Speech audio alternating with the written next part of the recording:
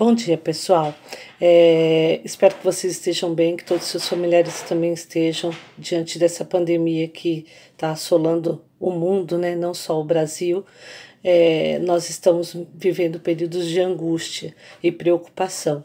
Isso não é diferente aqui na minha casa e aí na casa de vocês. Então eu desejo de todo o coração que a família de vocês estejam bem e que vocês também se encontrem bem.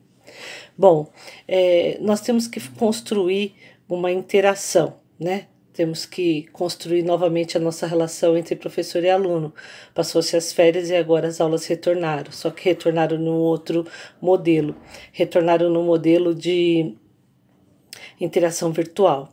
Para mim é muito difícil. Por quê? Porque eu sempre trabalhei presencialmente, hoje eu tenho que trabalhar virtualmente. Mas eu acho que a interação tem que haver e só eu passando o papel, o roteiro do que vocês têm que estudar, às vezes eu acho que é insuficiente. Por isso que eu vou falar um pouquinho sobre o que vocês verão na prova de avaliação e aprendizagem em processo, na AP, tá? Eu vou passar o vídeo falando das 5 primeiras questões, porque eu sei que vocês ainda nem receberam essa avaliação, mas vocês vão receber e vocês deverão devolver para mim, provavelmente no retorno das aulas, para que eu possa corrigir e lançar os resultados e dar a nota para vocês, tá bom? Então, na primeira questão da AP, eu vou abrir aqui, que eu estou na frente do meu computador, eu vou abrir para a gente discutir essa questão. Eu não vou ler texto por texto, mas eu vou discutir o que se encontra em cada questão. Olha, gente, eu tenho uma rinite crônica, né? Então, a minha preocupação... E tenho asma também. Então, eu estou praticamente isolada dentro de casa mesmo.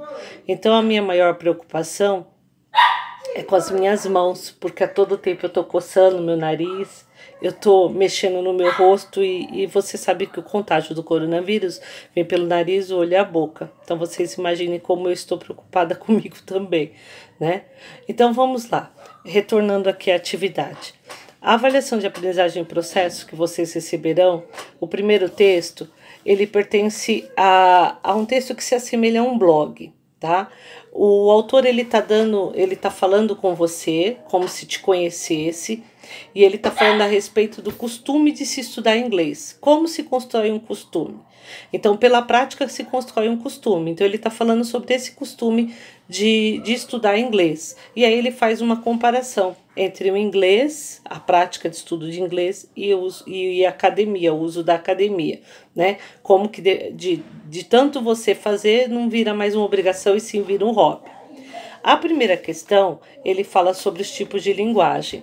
Então, nós já falamos isso em sala, linguagem formal, linguagem informal, o jargão, a gíria e o regional, né? Então, nós sabemos que a linguagem formal é aquela que segue as regras da língua portuguesa, todas as suas normas gramaticais.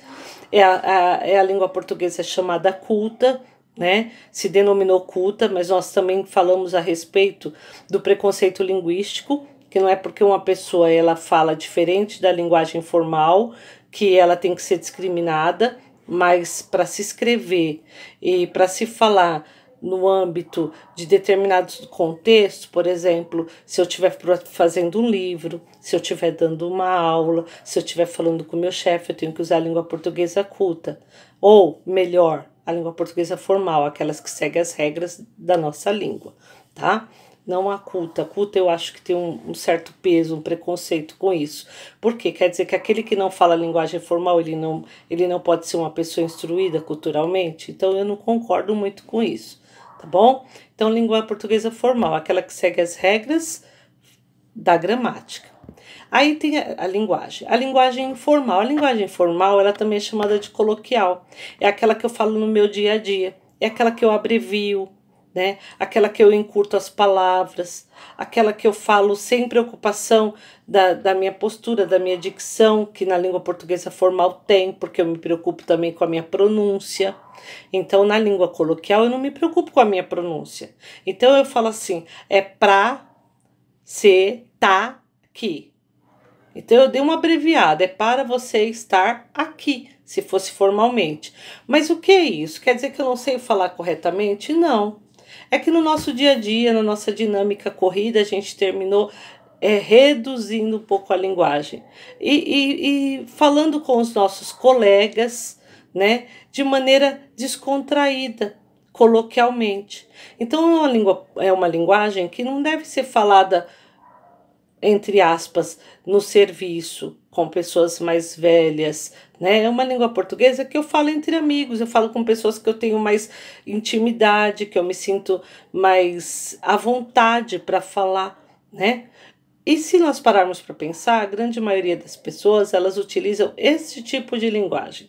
Não é uma linguagem correta, é uma linguagem que ao longo da história foi se instituindo e se parou aqui e a gente se adaptou a ela, tá? Então não é uma linguagem que a gente possa dizer que ela é incorreta, ela é correta.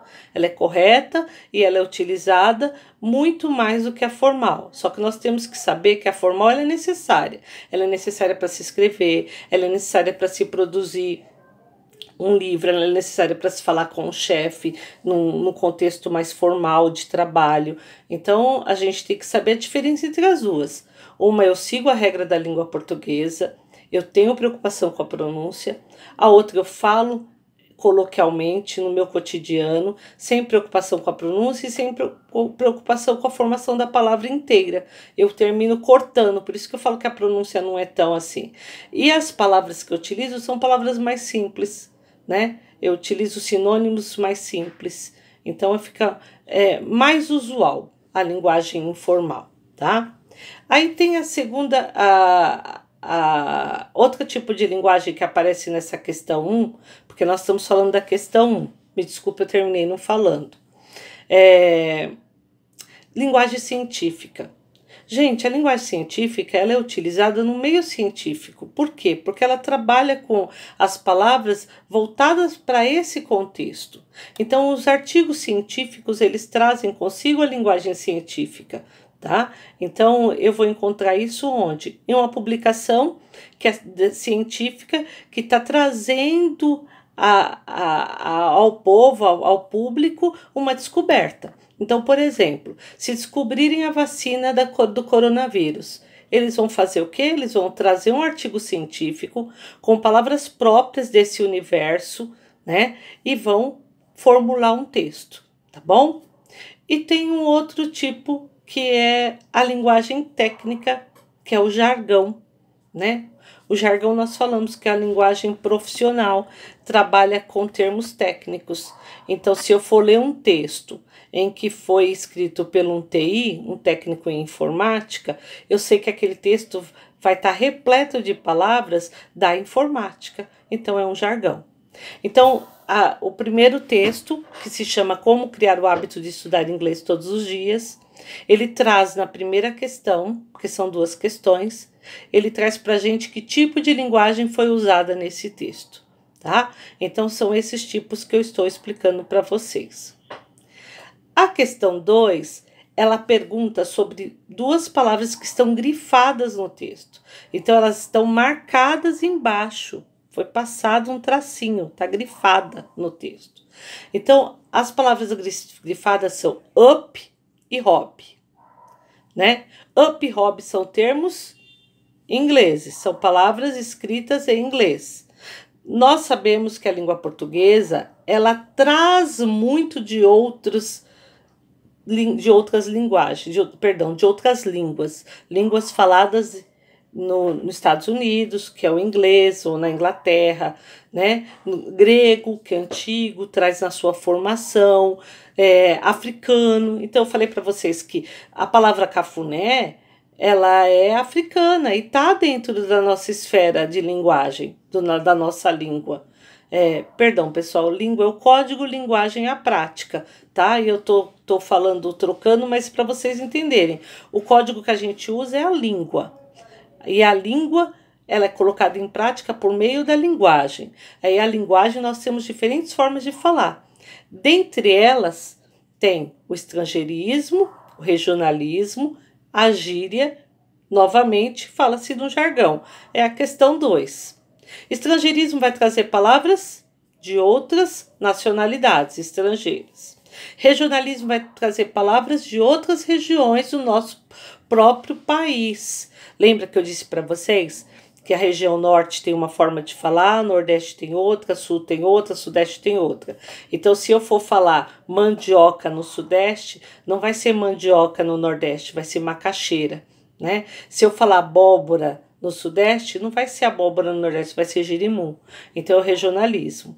E a gíria vocês já sabem. As gírias são aquelas palavras que nós utilizamos em determinado grupo, né? Em determinado grupo social. Então, eu tenho a gíria do skatista, eu tenho a gíria do surfista, eu tenho diferentes tipos de gírias. Então, na questão 2, ele está perguntando assim, a palavra up e a palavra hobby é o quê? Estrangeirismo, regionalismo, gíria ou jargão?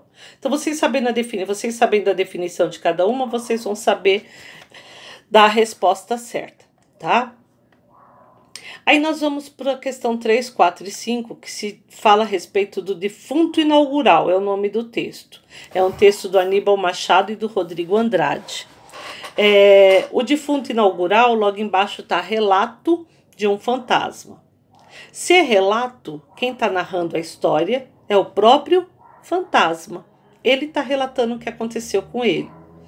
Isso é esquisito, né? Como é que um fantasma pode falar do que aconteceu consigo mesmo? Aí a gente já começa a colocar a nossa cabeça para pensar a partir do título, né? Um fantasma que fala. E aí dentro dessa pergunta, um fantasma que fala, dentro desse questionamento vai ter uma pergunta que aborda essa primeira parte já do título. Como eu disse para vocês, o título é muito importante. Porque o título ele é a porta de entrada do texto. É por meio dele que eu já começo a fazer inferências. O que é inferência? Eu chego à conclusão. Eu faço o levantamento prévio daquilo que eu sei sobre fantasma já no título. E aí eu começo a pensar, mas fantasma fala? Como é que fala um relato de um fantasma? Aí por que pode ser isso? Porque nós estamos falando de um texto literário. E um texto literário, ele trabalha com a imaginação, com a ficção, com a criatividade, né? E aí ele pode trazer dentro dele coisas que não tem na nossa realidade, mas que cabe dentro da literatura, tá bom? E aí o fantasma, vocês vão ver que ele vai narrando toda a história dele quando ele foi pego por alguns homens, certo? Eu não vou ler o texto todo, vocês lerão. Ele foi pego por alguns homens e o trajeto da onde ele foi pego até o cemitério que os homens querem levar. Por que esses homens estão carregando esse corpo? Não é só esse fantasma, tem um outro defunto também. É porque foi inaugurado um cemitério. Não, foi inaugurado não. Foi feito um cemitério e esse cemitério precisava ser inaugurado. E quem levasse o defunto, o primeiro defunto, ia receber uma grana pelo defunto. Aí o fantasma vai contando tudo o que aconteceu no trajeto. É só um trecho do texto, não é o texto todo. É um trecho que foi tirado de algum capítulo central, porque eu tenho reticência no início e tenho reticências no final. Então esse texto foi retirado de algum capítulo central, tá? De alguma parte central do todo, né? E aí vocês vão fazer a leitura e vocês vão responder 3 questões. A 3, a 4 e a 5. A primeira questão, ela fala-se sobre ironia, né? E aí eu expliquei para vocês que ironia é uma figura de linguagem que eu falo diferente daquilo que eu penso. Só que essa ironia, ela é uma ironia situacional. Eu até anotei aqui para a gente falar a respeito, né? Então, a ironia é situacional. Ela é conhecida como situação irônica. O que é uma situação irônica? É aquilo que acontece que é diferente daquilo que a gente imagina que fosse acontecer, entendeu? Então, por exemplo, eu peguei até uma historinha aqui que eu achei legal, e fácil também. Perguntaram pro gato sobre o rato, né? Aí, o gato, a gente espera que o gato vai falar que gosta de comer rato, né? E perguntaram assim para ele sobre o rato e ele responde assim, ó, dessa maneira: eu gosto de comer rato? O que eu posso dizer sobre isso? Isso é ironia situacional dentro de um texto. Porque se tem um texto em que tem um gato e tem um rato, pressupõe que, já pela história que a gente conhece sobre gato e rato, pressupõe-se que o gato quer comer rato, e nessa situação não. Então isso é uma situação irônica, tá bom? É diferente daquilo que a gente espera, Eu espero que o gato coma o rato, mas o gato não sabe nem o que é um rato, tá? Essa é a questão 3. Ela quer que você perceba essa situação irônica na questão 3. Na questão 4, nós temos uma coisa chamada elementos de coesão, que é o elemento de retomada. Como assim? Se eu falar assim no texto, a menina comeu muito, ponto. E eu falar de novo, a menina está com a barriga muito cheia, eu estou repetindo 2 vezes a palavra a menina. Então eu não posso, eu sou um falante já instruído, culto, já sei formar textos, então eu não posso fazer isso. Então eu falo assim, a menina comeu muito, ponto.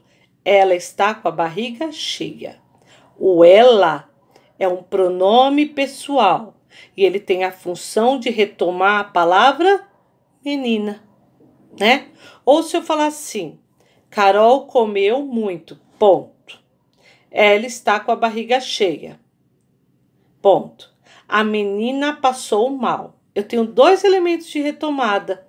Primeiro é a Carol, e eu vou retomar essa palavra Carol. Eu vou retomar por ela e vou retomar pela palavra menina, por um sinônimo. Então, isso é elemento de coesão.